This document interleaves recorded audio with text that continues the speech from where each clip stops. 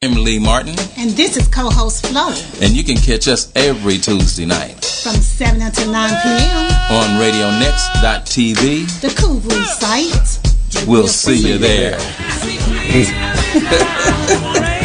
Yeah, I like that one. Hey, Lee, we got a caller on the line. Go ahead, caller. Hey, man. Oh, my goodness. Hey, man, this Big Mike, man. Yeah, I figured it was you, Big Mike. What's happening? Hey, man, I'm sitting here chilling, man, but I missed the topic of your show. What's your topic tonight, man? As you know, we're always talking about enhancing the lives of people with disabilities. Disabilities? Disabilities. Okay, that big knot, you know that big knot I got on the back of my head I keep telling you about, man? Yeah, that's a pretty big knot, Mike. Hey, does that make me disabled? Well, I tell you what, you just put that head in a bucket of water and breathe out your ears and keep listening to the show. Well, I tell you what, I'm gonna keep on putting this big old hat on this big old knot, man. Well, while you're doing that, you continue to listen to RadioNext.tv on the Cool Group site. We're there on Tuesday nights from 7 to 9 p.m. Catch us. I'll do that, man. Well, I'll see you there. All right. Peace out. Peace out. Yeah, I like that one. Mine eyes have seen the glory of the coming of the Lord.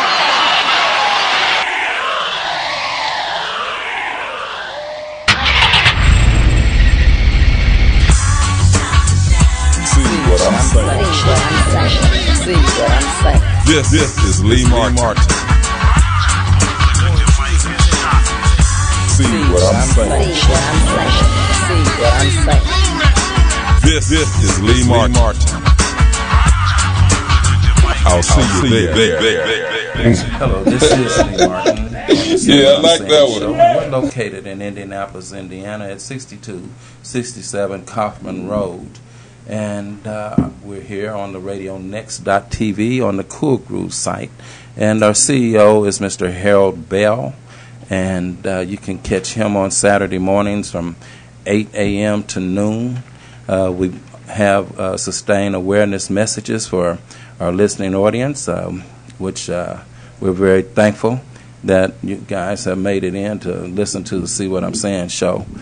Today we have a very special guest, a guest of high esteem, almost synchro-sighted. And just want to let our listening audience know that myself, Lee Martin, and my co-host, Flo, are here to share great information with you, and we have a very loose show.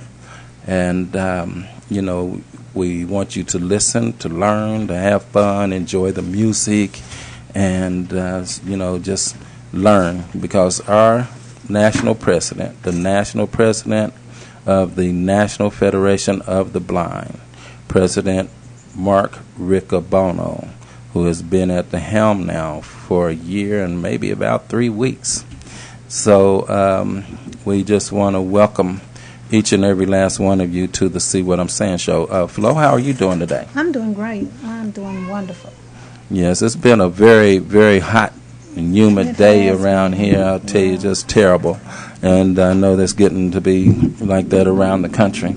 So we hope everyone is adhering to all the weather alerts in your areas and trying to stay safe, warm, drinking plenty of fluid, water, and just taking care of yourselves and staying cool. Please watch out for the children and the elderly. And I guess that would include somebody I know, huh? There you go. So Sammy, leave them alone. You just take care over there now, okay? So drink plenty of water. And watch out for them, the red swimming pants. And he'll know exactly what I'm talking about. So, with no further ado, we want to welcome the president of the National Federation of the Blind, President Mark Riccobono. How are you doing today, Mr. President?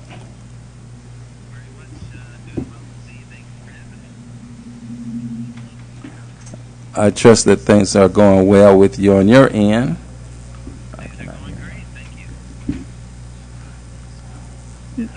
Mr. Riccobono, can you hear us okay?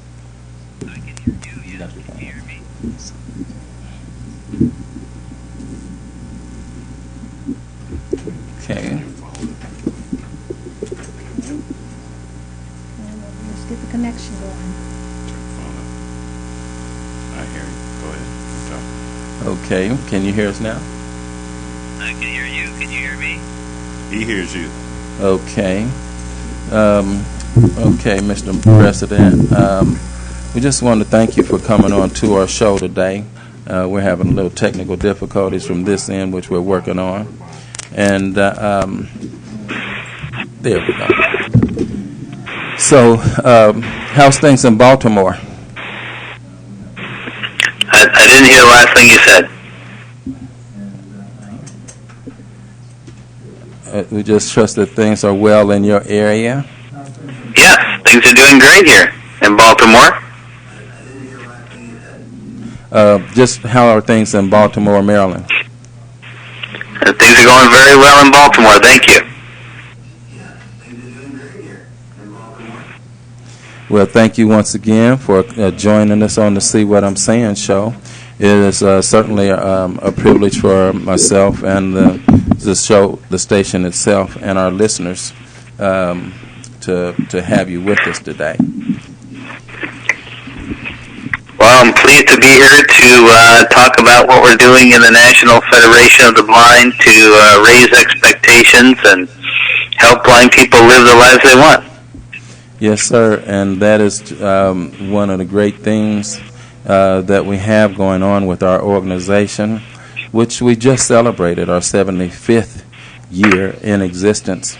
And I must say that what a wonderful celebration it was in Orlando, Florida. I really want to take my hat off, tip my hat to you and the members of the Baltimore team that really put all of this together, from the board to, I mean, it was just a fantastic, well-organized event.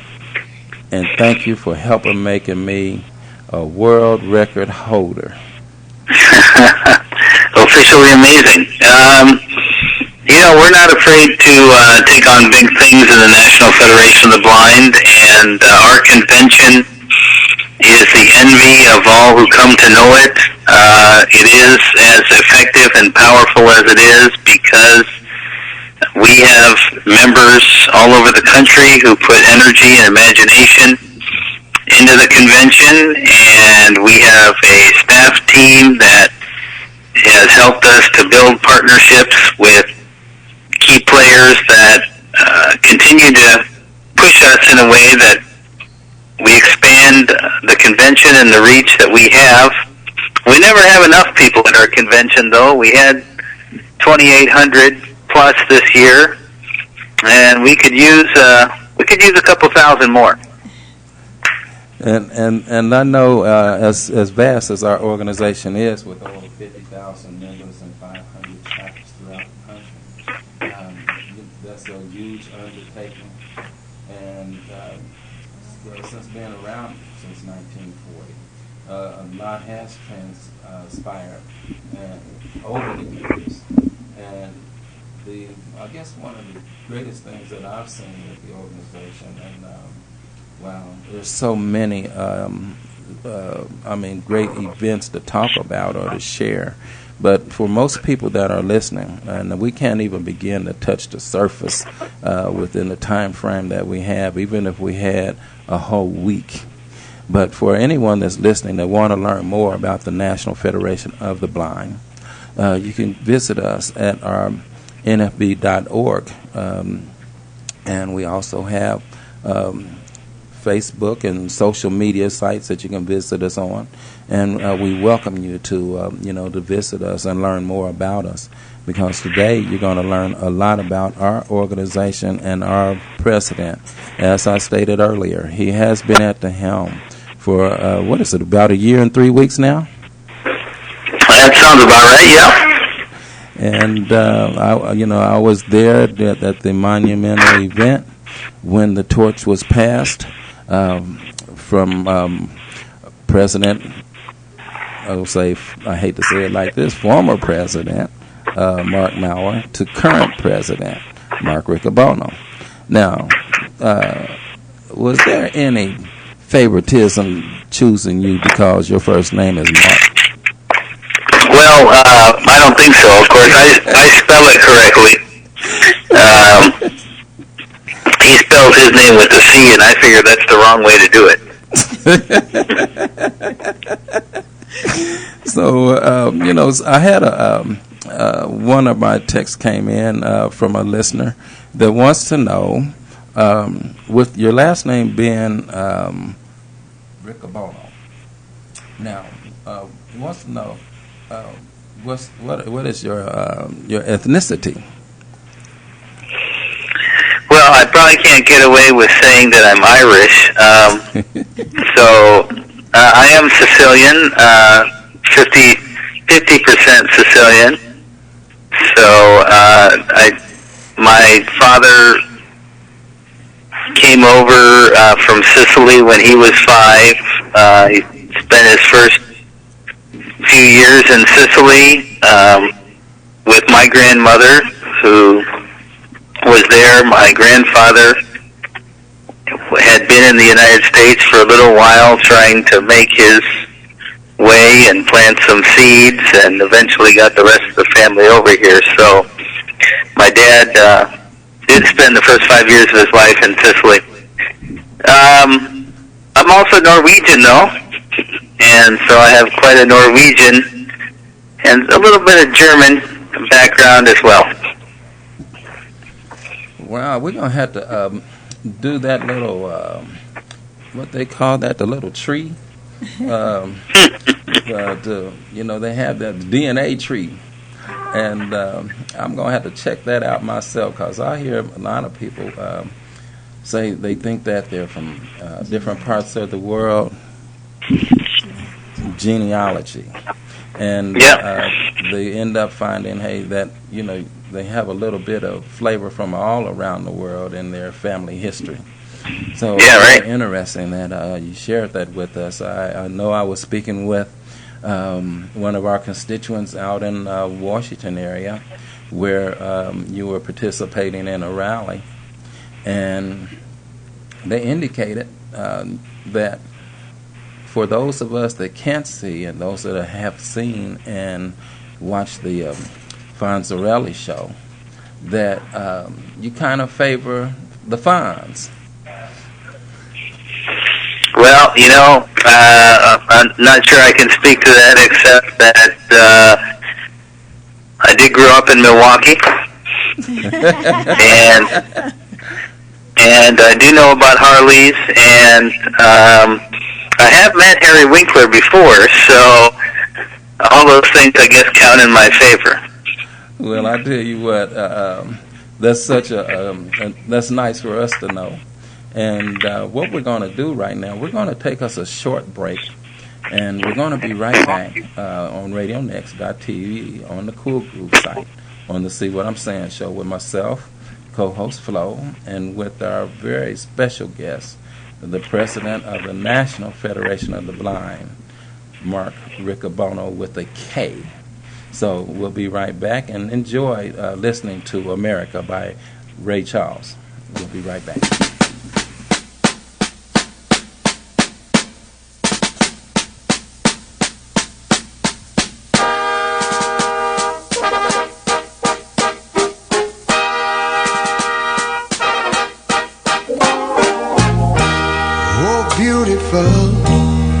Far heroes proved in liberating strife.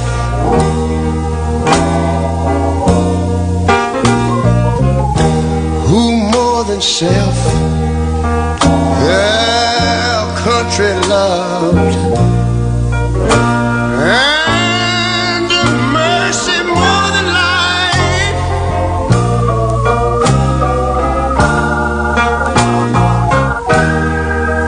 America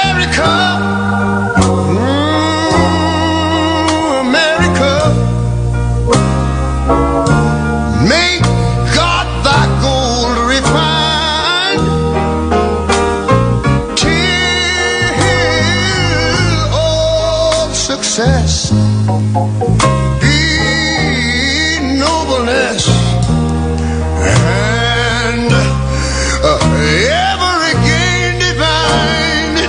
And you know, when I was in school, we used to sing something like this. Listen here. Oh, beautiful, far spacious skies, for amber waves of grain,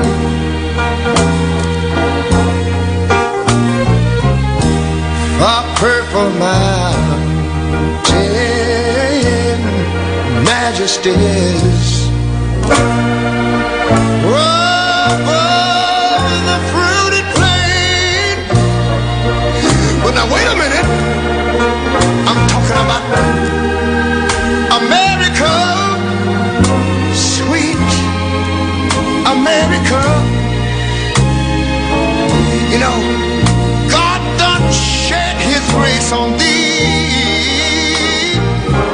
He crowned thy good. Yes, he did. Every brotherhood from sea to shining sea. You know, I wish I had somebody to help me sing this. America, I love you, America. You see, my God, he done shed his grace on thee. You ought to love him for it, 'cause he crowned my good. He told me he would. Every brotherhood from sea to shining sea. Oh Lord, I thank you, Lord.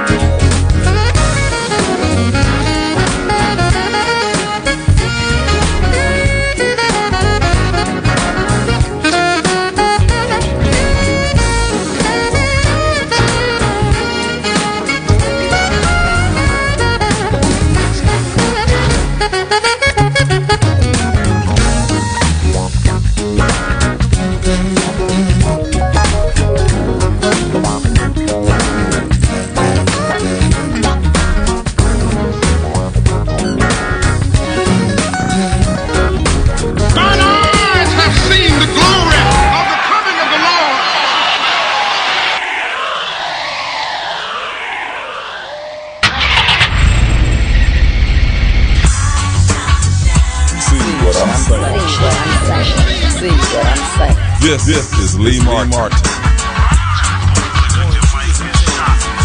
See what I'm saying. This is Lee Martin. I'll see you there. Okay, well, we're seeing you here, and we're seeing you with Yeah, I like that one. President of the National Federation of the Blind, Mark Riccobono. And President Riccobono, I want to ask you several questions that our listening audience, a lot of them, we're still just so many people want to know about you. And just once again, we're thankful that you're here so that we can learn more about you. Now, you said you spent time in Milwaukee, and one of the questions is, have you been blind all your life, or when did you start coping with blindness?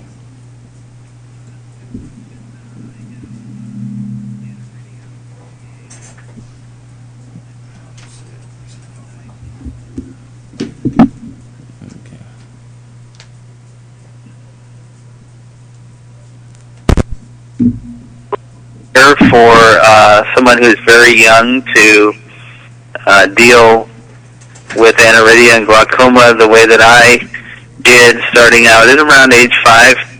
And so I'd go to the eye doctor, and I was always the special case where the doctors would have all the local interns or whoever was there to learn something come in and check me out, because I was the special rare case. But glaucoma over the years took more and more of my vision, and I had every surgery that there was for glaucoma, and many of them multiple times. But of course, the more surgeries you have, the less effective they become. And we didn't know anybody who was blind, so I mean, my parents did the best they could to make sure that I got the care I needed to preserve what vision I had, but we had no idea how blind people operated and what you could do. And so mostly I grew up thinking of myself as a sighted person, or at least a sighted person that couldn't see so well, because I never really knew another blind person until I got to high school. Okay, and up until that time, Mr. Riccobono, had you heard of the National Federation of the Blind? I had never heard of the National Federation of the Blind, and I don't think my parents had. The first time I heard of the National Federation of the Blind, I was a senior in high school, and the teacher that I had, the teacher of blind students, was telling us that there was this group of radicals that was insisting that they demonstrate competency in Braille as teachers of blind students. And the teacher that I had was a mentor of mine, someone I looked up to. He actually was a blind person. He had RP, but a lot of times you didn't actually know he was a blind person. He read Braille with his eyes. So when he said, well, it's kind of silly, they want us to do all this extra stuff to show we know competency in Braille, I thought, well, you're right, that doesn't make sense. I didn't know anything about Braille or how you would use it or why you would use it, and no one ever told me. The teacher said,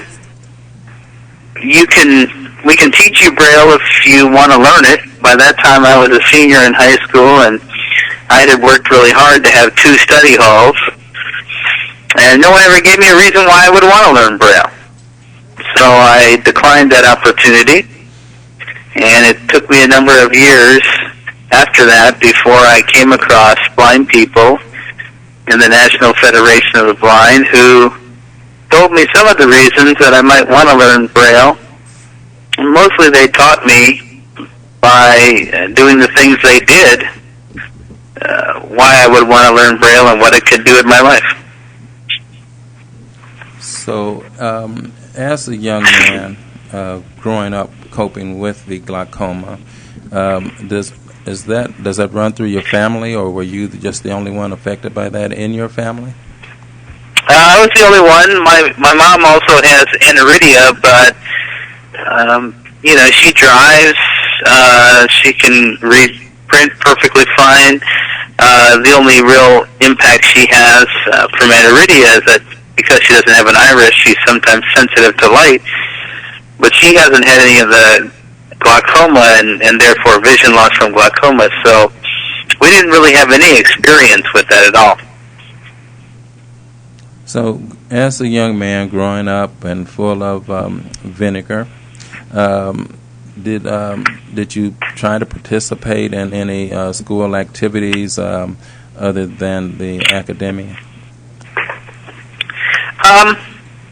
To some extent. I mean, I was pretty active in my neighborhood. I rode a bike and rode a skateboard and went skating and all those sort of things, swimming, bowling. I was active in the Cub Scouts. I played to some degree baseball. I mean, I played baseball as a Cub Scout. I was terrible at hitting, and I was not much better at fielding, but I was out there doing it. And we would play football in the backyard and that sort of thing.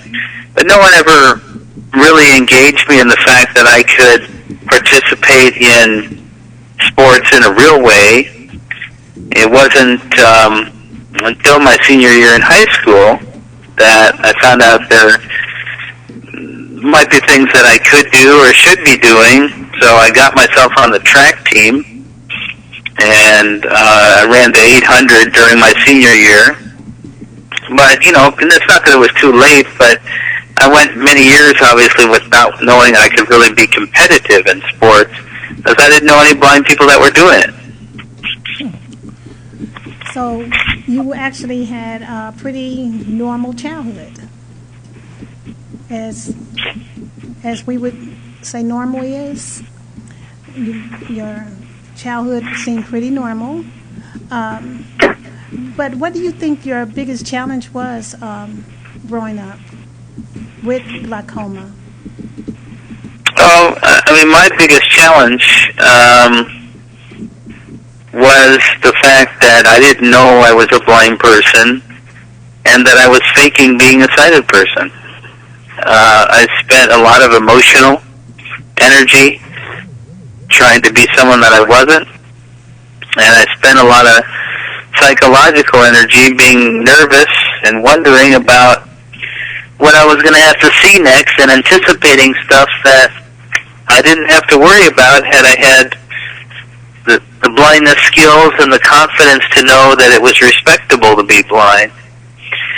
So that was really my challenge, because I didn't have the internal understanding of who I was and what I could do, what my potential was. So I limited a lot of the things that I did. I could have had more educational opportunities. I certainly could have had more recreational opportunities had I had more confidence in myself and the knowledge that blindness wasn't the thing that was going to hold me back. I'm not sure I always recognized that was a challenge,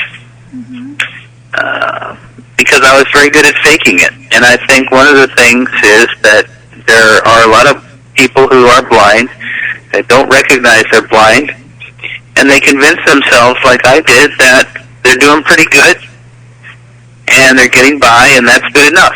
And what we do in the National Federation of the Blind is we raise expectations for each other, and we expose that reality that, in fact, doing pretty good is not good enough. Doing pretty good is not anywhere near our full potential. And in fact, when we believe in each other and we work together, we actually can go a lot farther than even we think when we start to believe in the high expectations and the philosophy of the National Federation of Blind. Well, those are very impactful statements, and I tell you, with the Parents of Blind Children's Division within the organization, for parents that are with children that are coping with sight loss. What would be your take on directing those parents that have children that are coping with sight impediments? Well, I have 3 children, and my 2 daughters both have the same eye condition that I have. They don't have any signs of glaucoma at the moment, but their vision does put them in the legally blind range.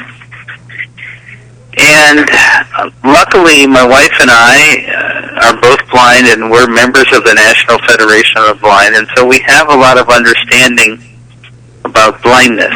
But if we didn't, we would need to be active with other parents, and particularly with blind adult role models, and not just knowing 1 or 2 blind people, but knowing 10 and 20 and hundreds of blind people to understand that the limits that we tend to want to put on our children aren't really related to the degree that they can see, and that we need to be open to exposing our kids to the resources and the skills and the confidence that they need to be successful. And that takes work. That takes work for all kids. And if you're a sighted parent who hasn't grown up knowing blind people, or for that matter, if you're a blind parent who has not grown up with the expectations that you should have had, it takes a lot of work to get to know other blind people and to create those opportunities for your kid. The wonderful thing is that there are no sighted kids out there who have a resource network like the National Federation of the Blind available to them. Actually, in many ways, blind kids have a resource that a lot of sighted kids could benefit from having, and that there just frankly aren't out there for kids that face other challenges in their lives. And so by getting active in the National Federation of the Blind, you can actually give your kids a resource network that is going to serve them for the rest of their life.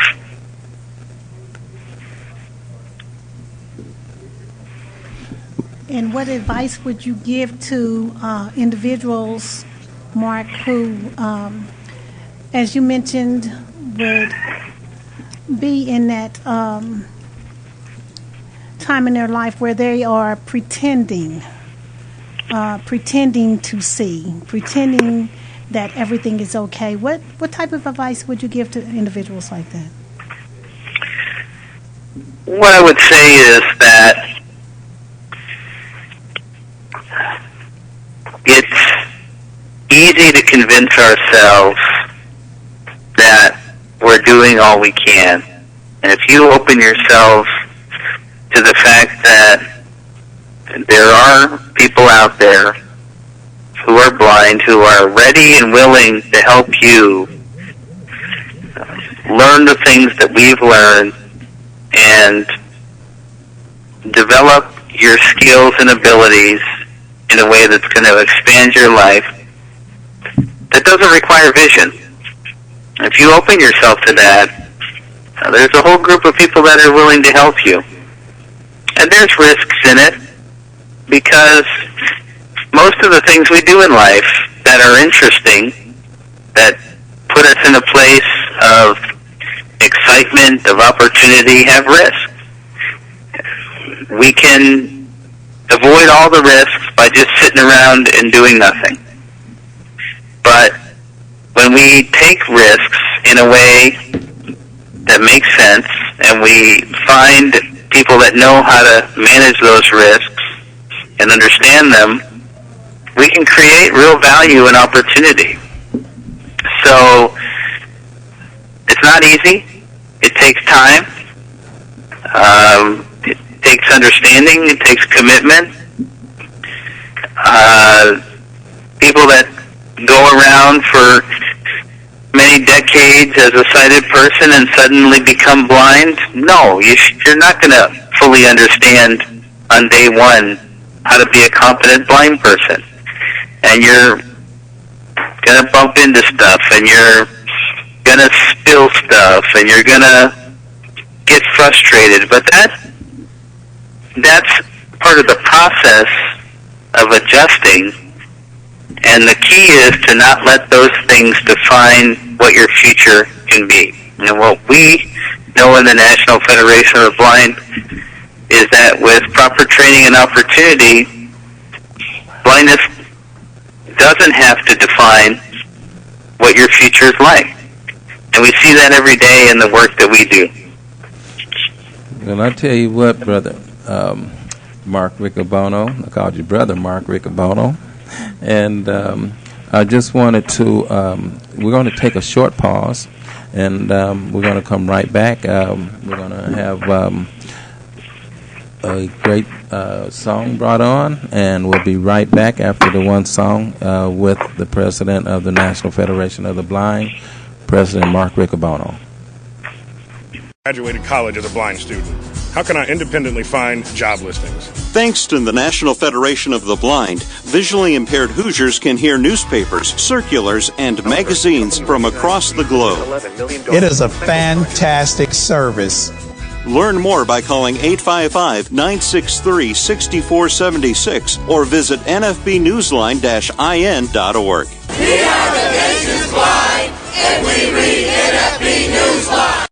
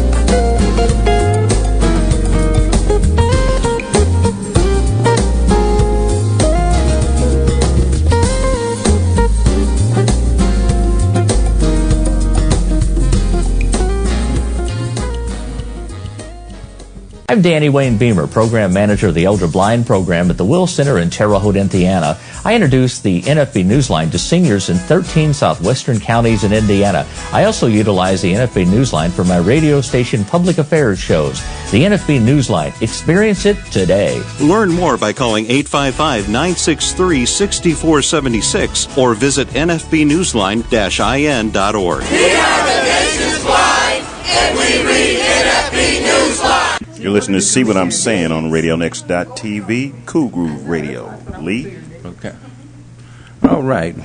We welcome you all back, and we're on our last leg with the president of the National Federation of the Blind. And, President, I just want to thank you for taking the time out to share with us today. Now, I want to talk a little bit about, as you became the new president, and the torch was passed to you. I know how I felt on the convention floor at that point in time. And I would like for you to share with us, how did you feel, the build up to that point, and when the torch was passed to you? Can you get to that emotion and share that with us?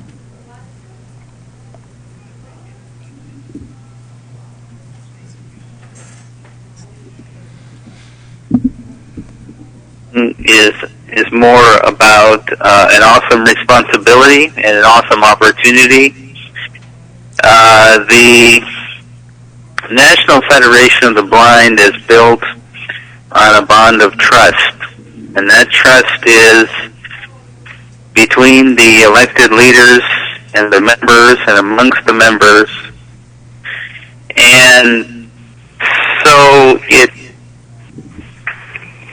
it's a very dynamic process that's a little hard to describe unless you put yourself in the center of being part of contributing to the organization. The organization gives to its members to the degree that people contribute to it.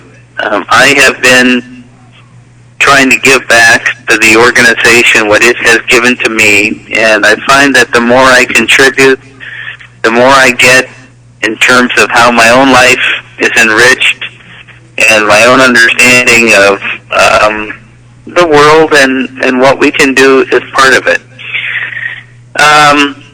It's really hard to anticipate what it's like until you get in the midst of it, and so while I had a great deal of anticipation and nervousness, I didn't fully understand the presidency until I've got into it, and to some degree I'm still understanding it. And what I've tried to do is just be honest to that trust process that we hold, and to recognize that the members of the Federation, as the ones that elect our president and our board, and who set the direction for us, are the backstop. They're the guiding policy. And so as long as I stay true to the values of our organization, I can rely on the members for the other things that we need as leaders, the inspiration, the policy decisions. So, yes, nervous, but I think more curious about what else we can do and what role I can play in that, and certainly very humbled. Well, I know I was humbled by the whole transition. And one other question that I have for you is, recently the ADA celebrated their 25th year in existence. What role does the blind community hold in relationship to ADA and our responsibilities as blind citizens? Well, I've attended a number of the 25th anniversary events for the Americans with Disabilities Act. I was at one last night that we helped sponsor, and I was at the White House a week ago, and a couple of other events. The National Federation of the Blind was working on disability rights 50 years before the passage of the Americans with Disabilities Act, and we really set the pace for disability civil rights. Dr. Jacobus Tenbrook, our first president, wrote scholarly constitutional law documents that are really the underpinning of the ADA. So we've been prominent in that, but we've also been very clear that we speak for blind people, and where our issues have impact and cross-disability benefit, we're for that, but we don't pretend to speak for all people with disabilities. We just know that we are the authentic voice for blind people. So sometimes in the past, that point of view has put us at odds with some people who have thought that what we need to be successful is a cross-disability organization. Now, we've gotten to a point now where we actively engage with other organizations of people with disabilities who represent their constituents just like we represent the blind, and we agree on the things we can agree on, and we have dialogue about the things we don't agree on. And sometimes that means we just stay out of each other's way with issues that don't really relate specifically to us. Other groups of people with disabilities shouldn't really care what the Braille signs look like on an ATM or something like that. And of course there's issues similar to other disabilities for us. But there's a lot of work still to be done. We have the Internet, which is not recognized as a place of public accommodation under the Americans with Disabilities Act, which means, at least at the moment, in the 21st century, blind people are going to be shut out and have less access than we had 25 years ago. Of course, we're not going to let that happen. We currently have a social media campaign to encourage the administration to upload the regs, as we say, to make sure that people know that the Internet is a place that applies under the Americans with Disabilities Act. Okay, and that was well taken and clearly defined. And one other thing is the Time Act for that we're currently working on, HR 188, transitioning into Integrated and Meaningful Employment Act. Would you expound on that just a bit for us? Sure. I mean, for the entire time of the National Federation of the Blind, people with disabilities have been permitted under law to be paid less than the minimum wage. This is not right. It's not fair. And it really doesn't acknowledge the progress that we've made as people with disabilities, especially in the 21st century, where 400,000 Americans with disabilities are being unfairly exploited by being paid, in some cases, as much as nothing. I mean, we have gotten through Freedom of Information Act records from sheltered employment settings where people are doing work, but they're not actually being paid anything for doing that work.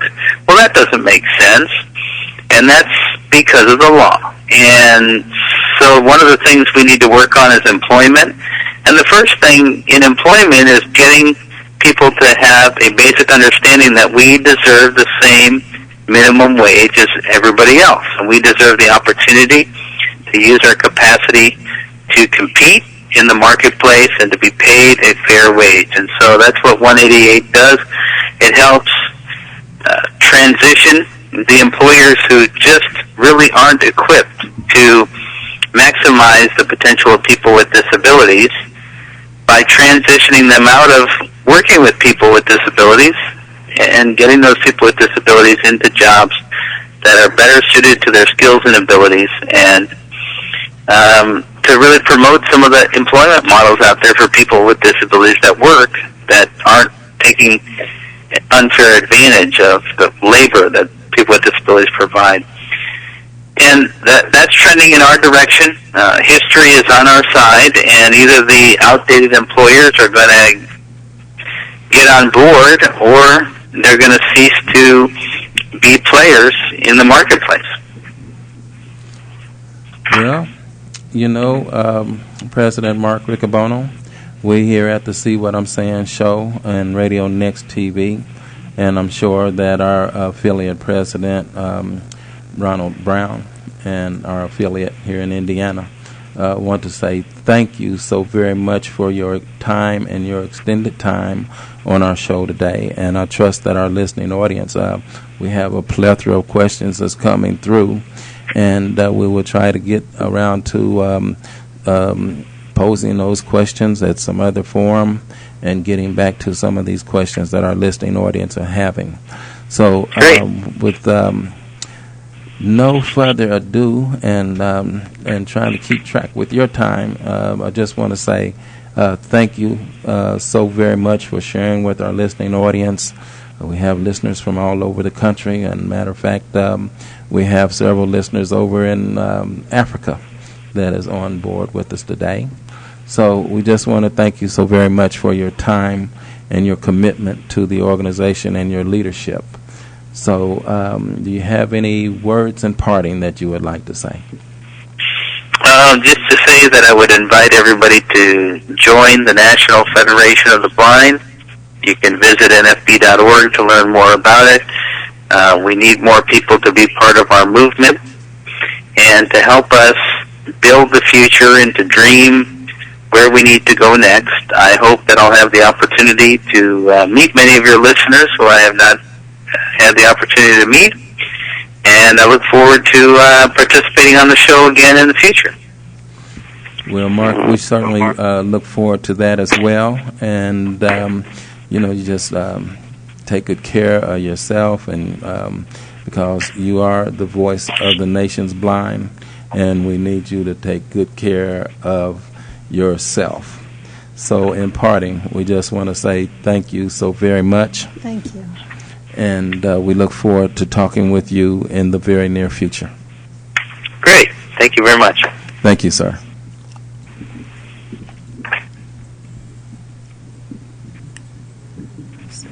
Grab his phone. Okay, Bob. Ready to go to music?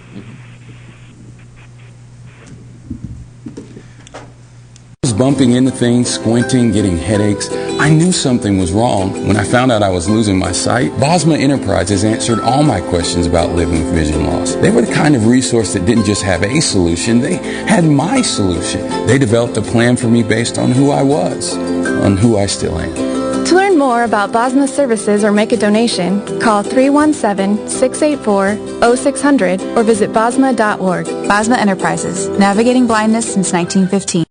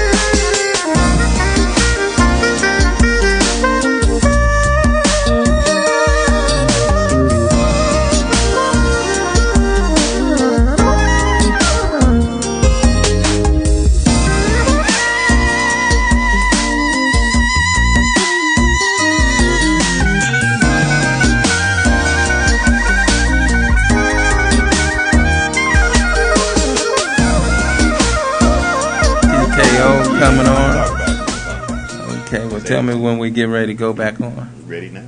Okay. We want to welcome everyone back to RadioNext.tv on the Cool Groove site. And this is the See What I'm Saying show. And we're getting ready to head into our second hour. And that first hour was very educational hour. And for those of you that are coping with blindness, parents with children, I hope that you learned something or took something from that. From our president, Mark Riccobono, as well as his achievements through life, and we learned a lot about his transition, his heritage, and things that we didn't know before. We know now, and we just thank him for coming and being so candid and open about his reality. And that's what we do here on the See What I'm Saying show. We have a Sustain Awareness message platform that we try to keep people informed with a number of individuals, not only in the blind community, but in the disabled community. And we had so many questions coming in that we couldn't get them all in that time frame. And we probably couldn't get them all in a week's time frame. So we will be getting some answers to those. And once again, as President Mark Riccobono, the leader of the nation's blind, stated to us, that you can go to nfb.org. That's November Foxtrot Bravo.org. So that you can get more information about this national organization that has been around since the 1940s. And you'll learn so much more there. There's a lot of resources there. You can also go to our website, which is www.seewhatamsayin.org and .net. And Tracy, she'll be putting up some information there for us. Am I right, Tracy? She left the room. Tracy done left the house again. Left the house again. But I tell you, she leave a blind man in a minute. You know. You look for her, she gone, Jack. So, but yeah, she'll be posting some information up there. And so we do have on the second leg of our show, we have another guest that's going to be sharing some of her realities. And co-host Flo, you want to introduce our second guest? Yes. Now, this evening we have second guest. This evening is Miss Deborah Coleman. And Deborah Coleman is from Indianapolis area. And Deborah, welcome to the show. Thanks. Glad to be here. And Deborah, as you know, as you listen to the first part of the show, we talked a lot about blindness. And tell me, well, I'll tell you what. First, tell me just a little bit about Deborah. Let's see. My name is Deborah Coleman. I have a disability, but it's not blindness. But I do have a disability, but I take care of my father that's 91, that is blind and is going deaf too. So I have both of us get ready to hit me at the same time. I'm his caretaker. I'm his only daughter. And it gets difficult because I don't understand everything. You know, I just do what I can do, and that's all I know what to do right now. But I have Florence to call and get some information on and try to help me get through it. Well, I hope that after you listen to the first segment that you know that you have the National Federation of the Blind to call upon and go up to that website. That's going to help you quite a bit as well. One of the questions that I'd like to pose to you, is your father a veteran by chance? Yes, he's a World War II vet. Oh, bless his heart. We don't have many of those around. No. And now, is he under the offices of the Veterans Hospital? Yes, he only goes to VA. Okay. Well, that's a good thing that he's under that care. And as a caretaker and the only child, that's a lot of weight to carry. It's a lot. And as you stated, you're coping with the disability of your own. And I know that there are resources out there, for you as caretaker, to a support group, so to speak, that we may have look up that information for you and give that information to you. Are you aware of any of those support groups as far as caretakers are concerned? Well, VA is, my father has help with VA, and they have offered to go to some classes, me time. They call it me time. I just feel bad because when I say that, sometimes my dad makes me feel guilty, so I don't do the me time.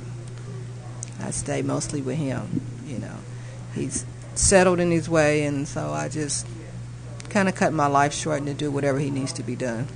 And when you mention me time, are you referring to respite care? Yes, like respite care. He gets 30 days a year for respite. I've talked to him about it, but so his VA has explained it to him what the care is. He also has congestive heart failure, so I feel better when he's in a place like that because there's a 24-hour care than for him to be at home and somebody watching him while I'm gone. I feel like if he's there, if something happened, they can take care of him right away. Now, as the only child and an adult, now do you have family? I have 4 children. Okay. My mom's deceased.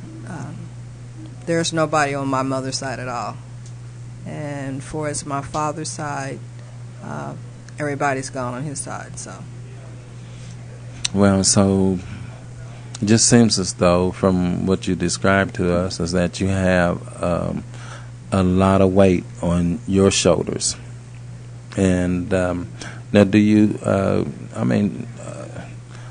Do you get out to kind of just find you some me time? Because sometimes, as much as selfish as other people tend to be, sometimes unbeknownst to their own selfish ways, they fail to realize that you still have a life. So, I hope that you find time for your life, and some time for your family. And, how do you feel about that? Well, I feel like my children, they have their own life and they're dealing with their own problems. So they're offered, but I know they got plenty of things to do, and I don't put that burden on them. I tell my father all the time that he's lucky that he has a daughter that takes care of him, because there's a lot of people out there that don't have that, and he could be put in a nursing home, and I wouldn't do that. My me time, I try to get out a little bit, but when I do, I still feel kind of guilty, so I kind of run back home. Maybe about an hour, but I'll run back home. Sometimes I just don't go anywhere, and I'll be in the house, and I just tell him I'm gone, but I'm not gone. I'll be in the house just watching.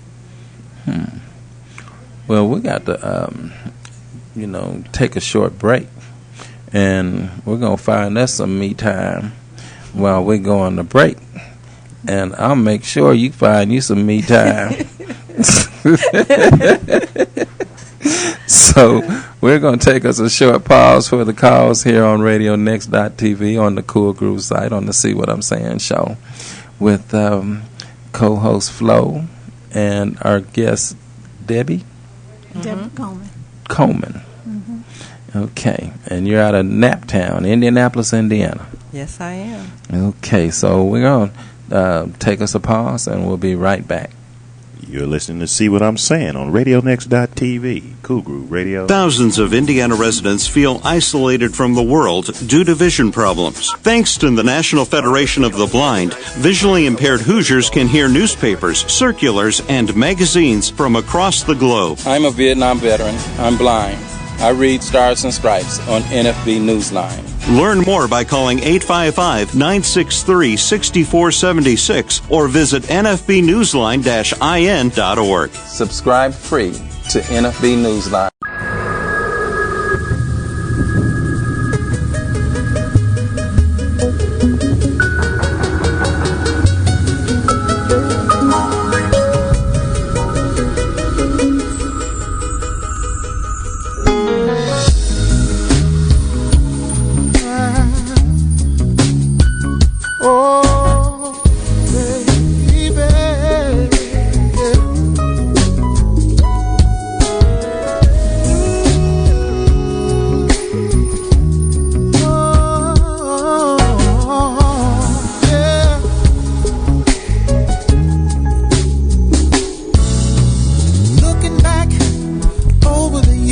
Guess I shed some tears. I told myself time and time again, this time I'm gonna win. But another fight, things ain't right, I'm losing again. Takes a fool to lose twice and start all over again. I think I better let it go, yeah. Oh, baby. Love TKO, yeah. Hey, you said I think I better let it go, yeah. Let it go, baby. Looks like another love TKO, yeah. Tried to take control of the love took control of me. 'Cause you lose all thoughts, sense of time, and have a change of mind. Taking the bumps and the bruises of all the things of a two-time loser. See, I try to hold on, my faith is gone. It's just another sad song. I think I better let it go, baby.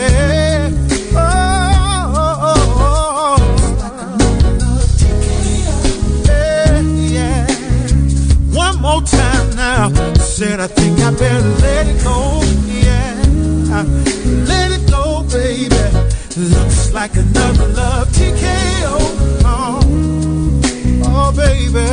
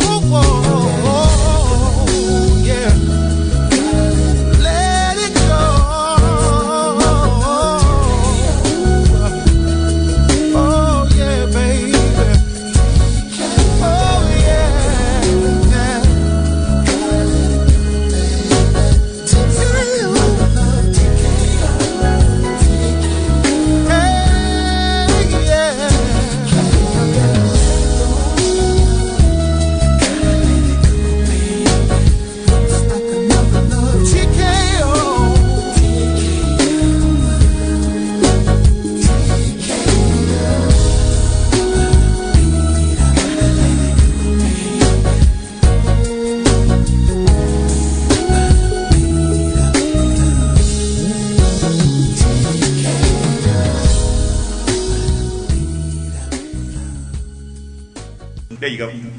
All right, so we know that we are into the 8 o'clock hour, And we all know that our listening audience, those that follow us on RadioNext.tv on the Cool Groove site, see what I'm saying, show. Know that we try to find a moment at 8 o'clock hour for our listening audience to relax. And we try to find a song to put you in a mood. I mean, it's so hot out there. And, man, if your air is out,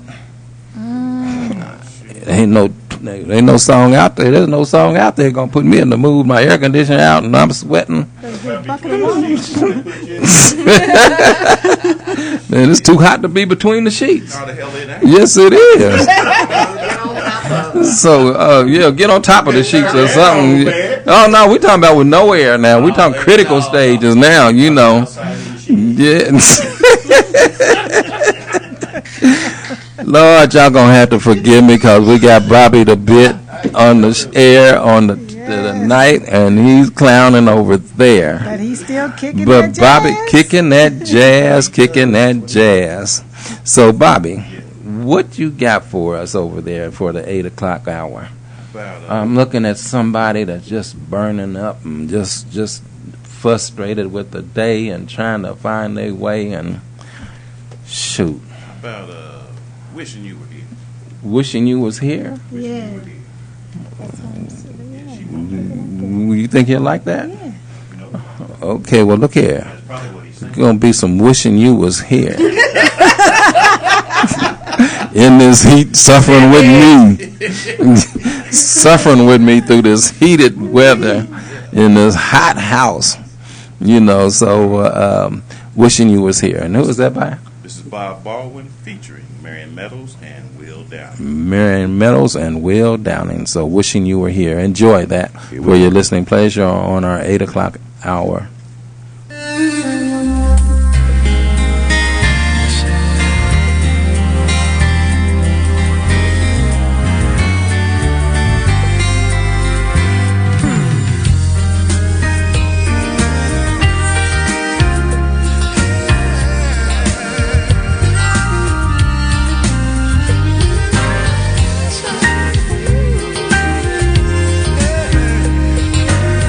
Wishing you were here.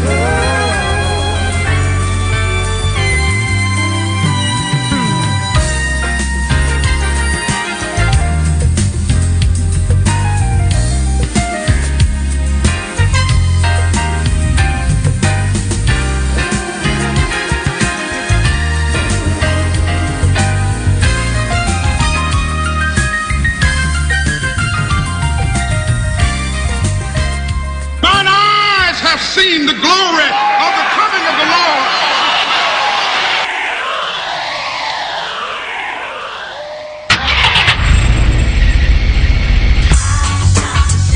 See what I'm saying. See what I'm saying. This is Lee Martin.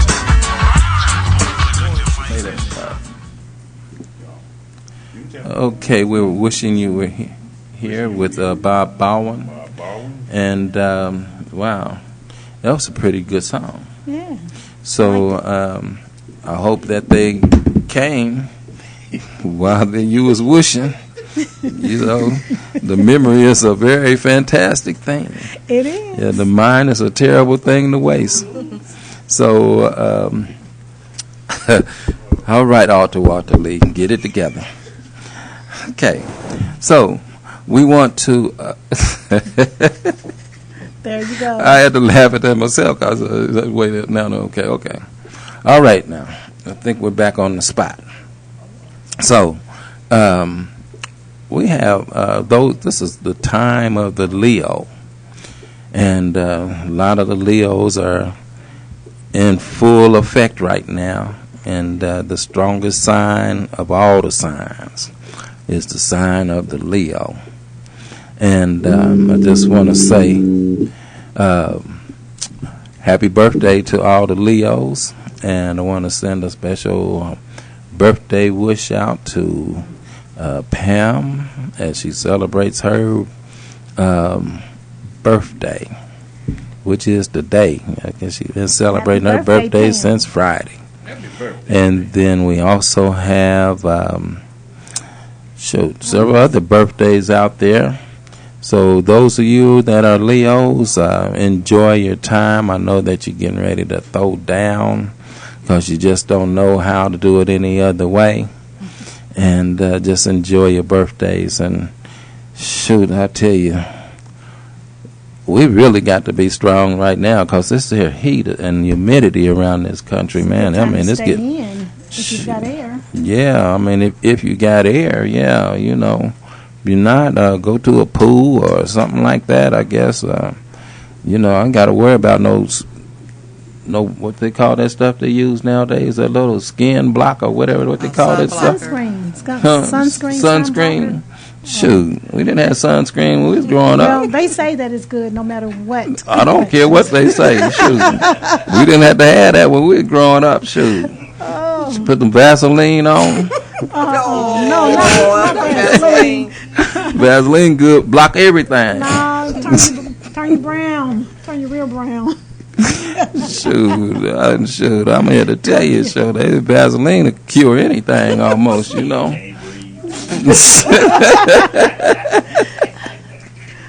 Yeah, they say if you don't have a jacket, use Vaseline. Yeah. Well, you know, I was thinking that. You was thinking that too? No, okay. No. So I wasn't too far off, you know. Shoot, co-host Flo, me and her on the same page, Jack. No, I'm thinking about the heat. I am not going there. Yes, you did. You went there. Now you're trying to clean it up. I'm definitely now thinking you're about trying the to clean heat. it up now. I'm thinking about the heat. Yeah, the The citizens, the heat. children, Yep. the pets. Mm-hmm. So you forgot about the pets and staying cool. Mm-hmm. Yeah. Okay. Okay. You try to clean it up, but you know we know. Okay. Well, it's time for some You heard that, shout-outs. didn't you, Dr. Peters? No, it's a good time to give some shout-outs. Oh, Shout-outs. okay. Dr. Peters is, shout out to Dr. Peters, and she's listening to us this evening. Sherry Kirkley, Sharon Alston, Russell Myers over in Jackson, Mississippi, Stan Hoffman, appreciate you listening, and Mr. Chris Dunleavy.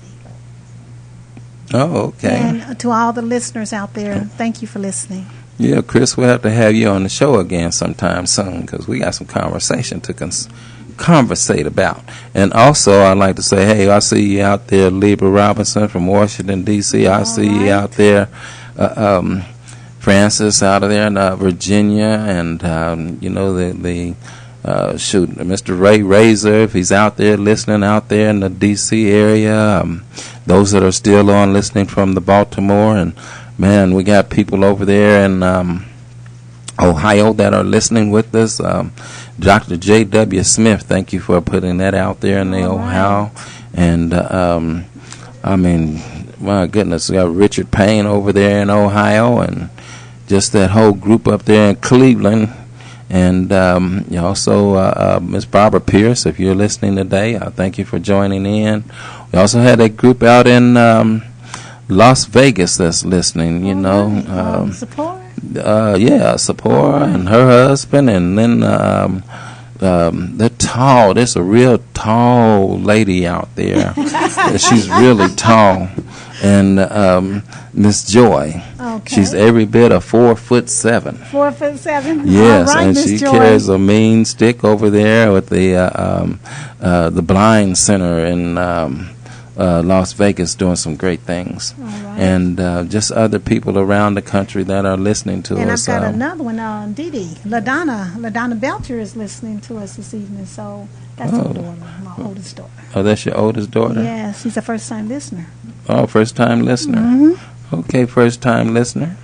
So we just want to thank you all, and Miss Lieber Robinson, we still have your CD that's going to be shipped out to you from the Rodney Stepp collection. So we'll be sending that out. And then also for the next person that texts me at 317-709-7747, you'll receive a copy of the Rodney Stepp Steppin' Out CD, great jazz CD. So Second Chance? Second Chance, All right. And there's a jam on there called Steppin' Out, Chillin'. He's got a multitude of great music on that CD. And so the first person that texts me at 317-709-7747 will be the recipient of what we're going to give them. You said the Second Chance CD. Oh, I changed my mind. Oh, okay. No, but we'll send you a copy of that. So just hit me up on once again. For those of you with the Slayton stylus, or those of you that are trying to remember the numbers, it's 317-709-7747. Okay. So we're back with our guest, Miss Debbie, and I'm honored to be able to just call you Debbie, because my co-host, your buddy, your partner in crime, seemed like she got a little upset because I called you Debbie, because she had ownership to that phrase. But now she quiet as a little church mouse right now. But y'all should have heard her earlier. You don't be calling my friend Debbie, because I'm the only one she let call Debbie. Now, so I'm going to call her Debbie, too. She said I could call her Debbie. She did. She said it. She sure did. So, step back up off me now, co-host Flo. I'm stepping back. Okay. Because Walter Lee got putting on his shoe. Oh, he got it on. He got both shoes on already. So, Debbie. Yes. As we were talking on break, you say that you are coping with a disability. Yes. Now, what's the disability that you're coping with? I was in a bad accident in '95.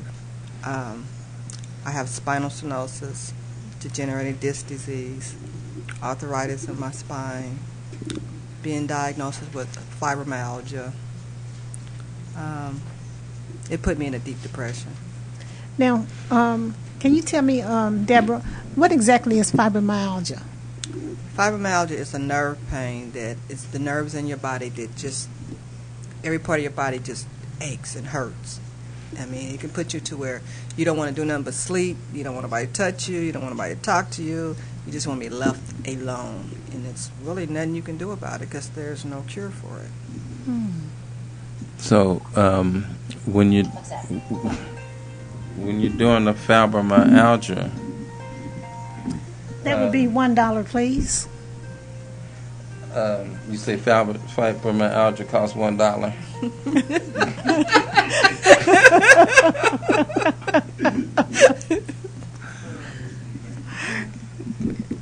But fibromyalgia. Now, how long after your accident were you diagnosed with fibromyalgia? Fibromyalgia was not diagnosed for about the last, I'd say, 2-3 years before they realized what I had. Mm-hmm. They called it everything else. And then so far they came up with a name for it. Okay.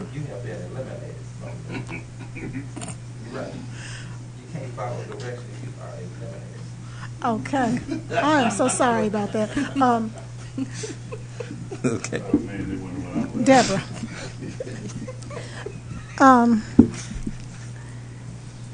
So you were in an accident in 95. Right. And were you working at that time?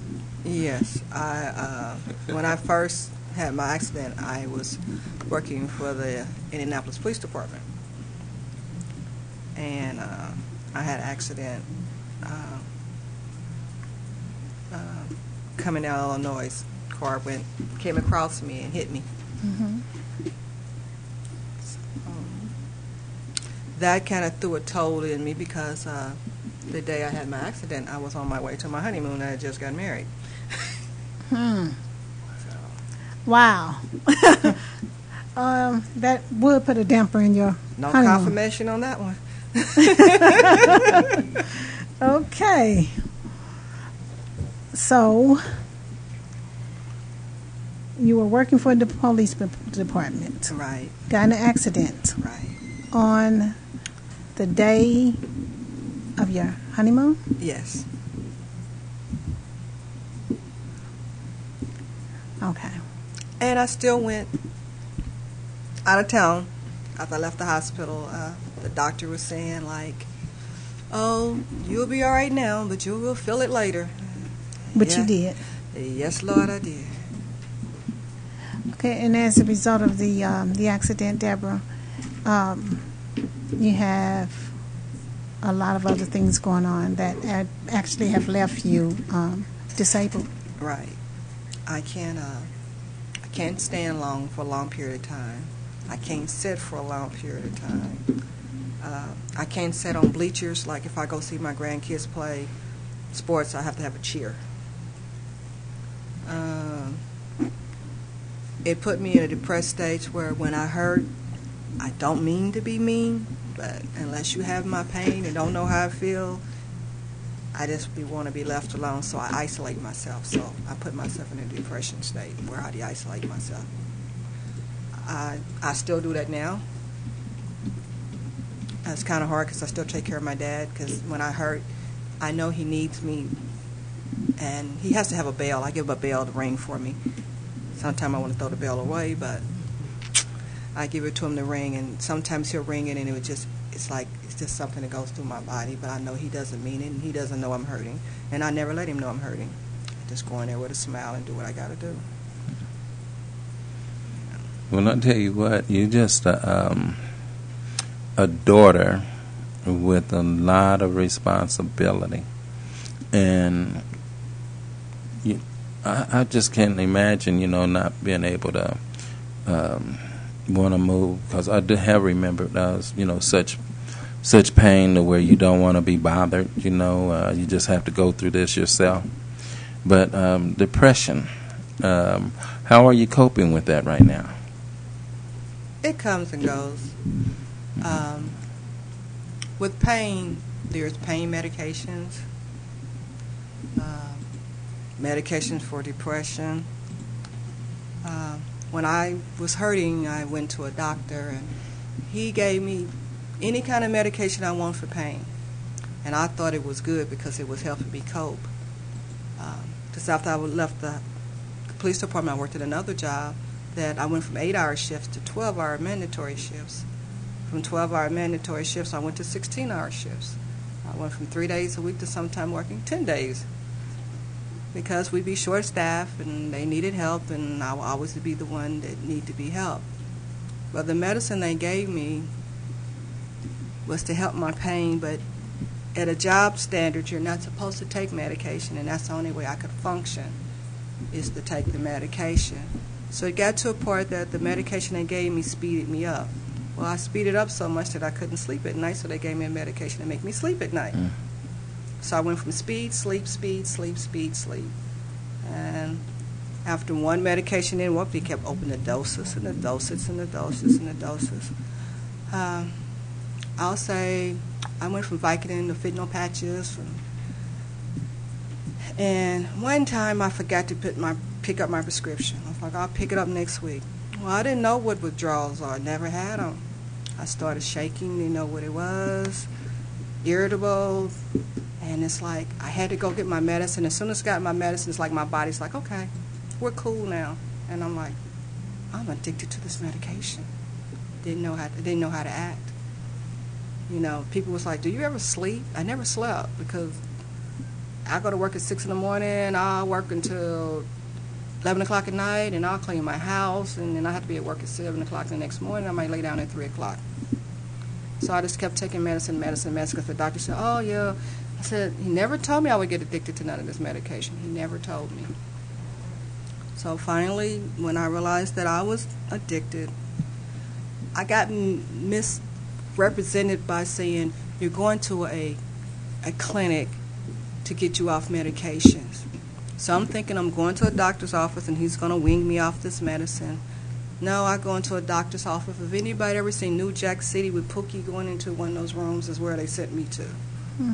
They took my cell phone and said, go in this room, and I'm in here, and I go in there, and these people turn around Interrogate. like, yeah, like, how are you doing? And I'm looking at everybody like, why do y'all know me? I don't know y'all. And I'm leaving. So I left, and before I got home, my job called and said, if you do not go back there, you will not have a job. So now that makes me feel like y'all telling me I'm an addict, and it's not my fault, but you're blaming me for it. So I got to follow your rules to keep my job. So I had to do that for 2 years. Did you have any legal representation at that time, or did you think about going to Indiana Civil Rights Commission or EEOC to find out what your rights were, or was apparently there was no union, was there? No, there's no union, and no, I didn't know. I just followed the rules because I needed the job, and I had to go by their rules. And I know addicts are different between an addict. You know, I know some people are addicts because of drugs, because if a doctor gives you a drug, I guess my definition of an addict, if somebody does it themselves and knows what they're doing. But when I'm going to a doctor and I'm trusting the doctor to give me this medication, and then this medication makes me an addict, now I'm titled. I have a title now. I'm an addict. Doesn't make a difference that I got it done by a doctor. I'm an addict now. And I have some of that in my family to throw it in my face too. You know, you're an addict. I'm like, but I didn't. The doctor gave it to me, but I have to live with that. So I let people think what they want to think. But that leads to a lot of other conversation too, because addiction and substance abuse, and it's a shame that the drug pushers out on the street do time for joint in some instances, and doing big time. But when our doctors and pharmaceutical companies aren't being held to the same standards, it's a double-edged sword, and it's unfair. And how are you doing nowadays, though? I mean, have you gotten off of those meds, and just how are you doing right now? Well, I hurt a lot. They give you drugs for the fibromyalgia, One of them I couldn't take because I got allergic to it. The other one I take if I have to take it. I try not to take any narcotic drugs if I can help it. And the ones that the doctor when I went to another class, gave me, they wing you to like, my problem is, let me back up. My problem is when you're on medication and your body's addicted to it, when you go to a drug class at a hospital, they automatically wants to take you completely off of it. You can't stop cold turkey, but they want you to stop cold turkey. So, did they give you any alternate medication? Let's say if they put you on a narcotic, for instance, because that's what you need, apparently, and well, that's what you needed, Right. and at some point when they say that you're an addict now, did they give you an alternative medicine that was not a narcotic? Well, the first time I went, they give you something to wean you off of it. And then they'll try to give you a little bit of medicine that's not narcotic. But in some pain, I'd say this, in some pain you have to have some kind of narcotic in your body when you hurt, because a Tylenol is not doing me no good. You tell me take ibuprofen, it ain't working for the kind of pain I got, because everybody got different types of pain. But when you go to the classes now, you go in there and they take you off all your medication cold turkey and say, we're not giving it to you. And you're sitting there going, okay, you didn't take me this long to get addicted, it's going to take me a little longer to get off. So I've learned to exercise. Mostly when I deal with a lot of pain now, I lay around, which is probably the wrong thing to do, but I do. My fiance, he gets me up. Tell me, come on, you got to move around. And we'll argue because I don't want to move. And I do need pain medication. I just refuse. If I could, I would say if I just take one to make me feel better, I'll do. But I have to really hurt real bad to take it. So now I just don't take anything other than the little pills that I take and just cope with it. Just exercise and walk and water aerobics is wonderful, and just hope I don't have to take anything. But every now and then I do need to take something.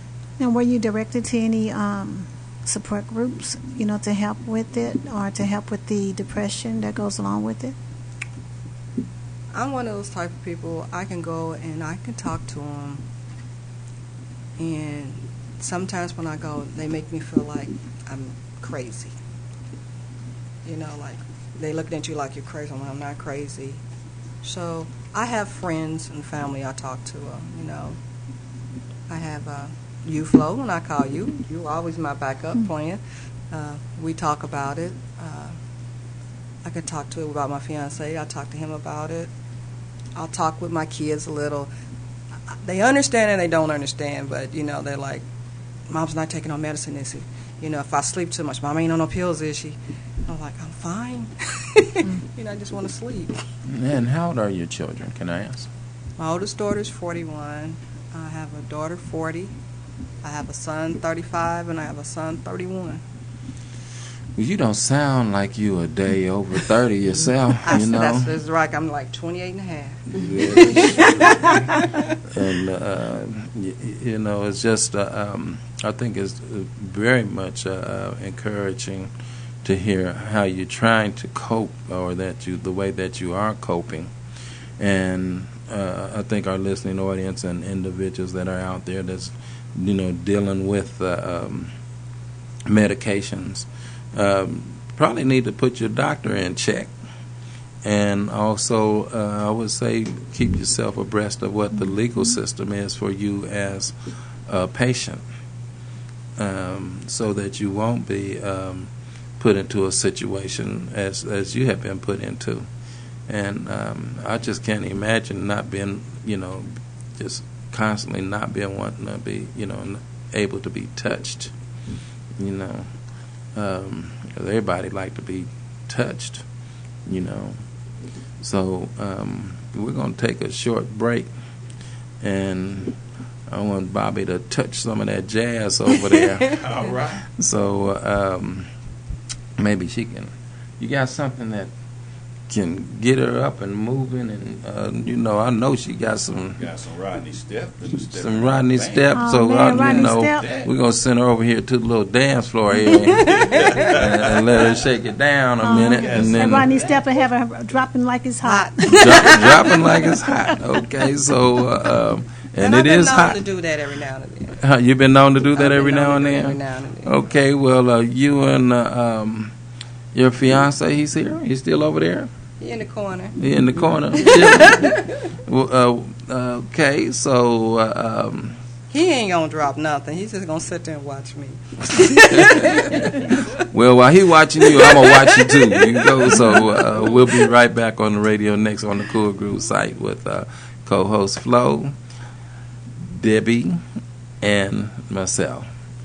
And we'll be back in a few minutes. Bobby the Bit and Tracy Drain. Yeah, I want to hear about your little trip down to Cincinnati. Last week you come on here with this X-rated conversation. It was not wasn't enough men there for it to be X-rated. I'm trying to get them to go next year. You want to get out there right now? This is Cool Groove Radio. We See what I'm saying. Three-way. Rodney Step and the Steppin' Out Band featuring Steve Cooper. All right.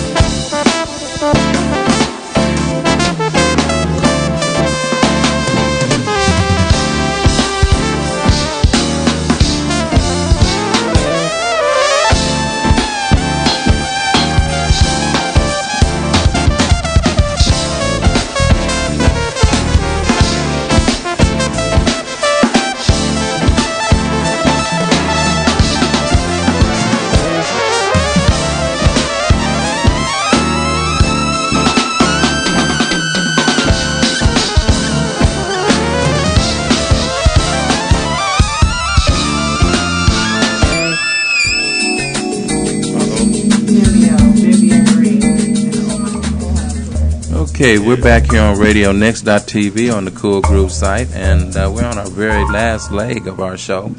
And we just want to, thank our listening audience for joining us today. And we also want to thank Miss Debbie, or Deborah, to be formal. What's your last name? Coleman. Deborah Coleman. You any kin to any Colemans in Muncie, Indiana? I couldn't even tell you. Oh, okay. Probably.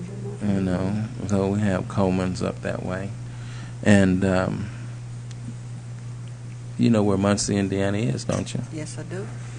Okay. What is it, almost 700 miles south of Indianapolis? Well, I have a lot of people in West Virginia. Okay. As I'm thinking, they call Muncie the MISSISSIPPI of Indiana. So, but they're getting it on in Muncie.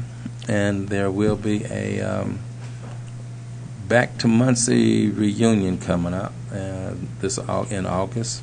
And we'll have those dates and some more information brought to you, from some of those people that are sponsoring that event. Deborah, what would you say to someone that has to deal with the pain, has to have the responsibility of taking care of one of our nation's finest World War II vet,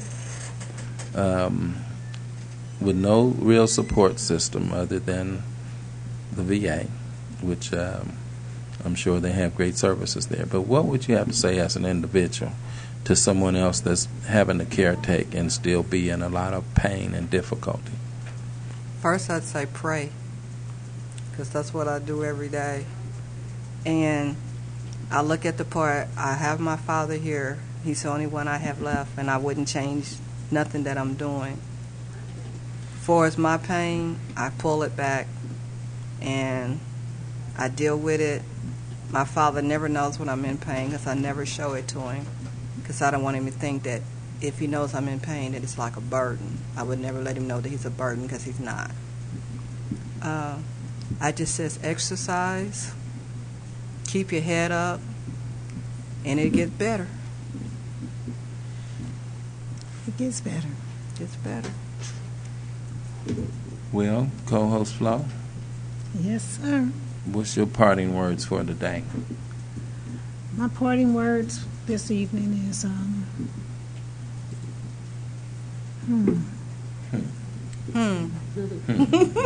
pretty good parting words. I forget what you humming about. You're hungry for some food, or you? I'm still on her last 3 words. It gets better. It gets better. It gets better. Okay. Well, as it gets better, the world keeps on turning.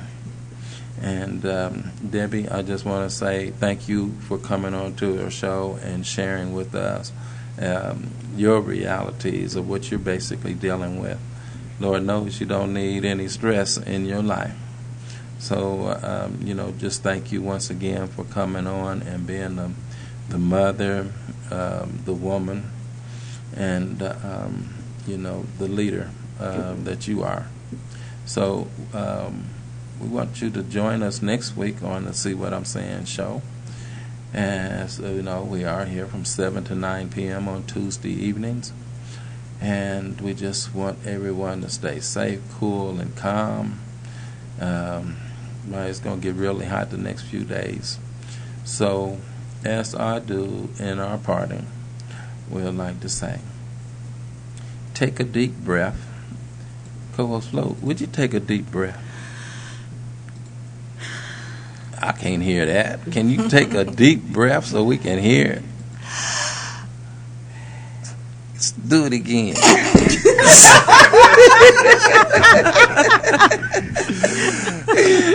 Yeah. We just want you all to take a deep breath. Pass out.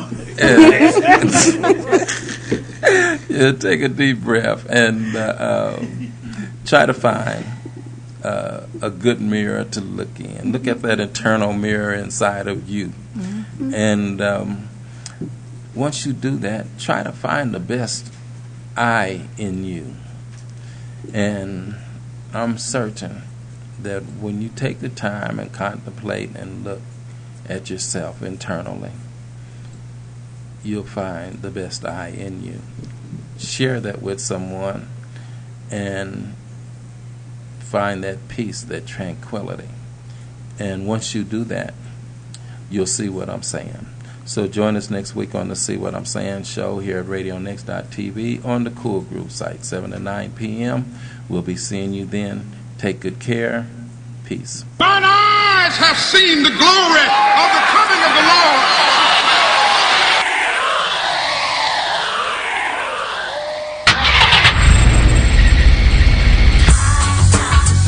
See what I'm saying.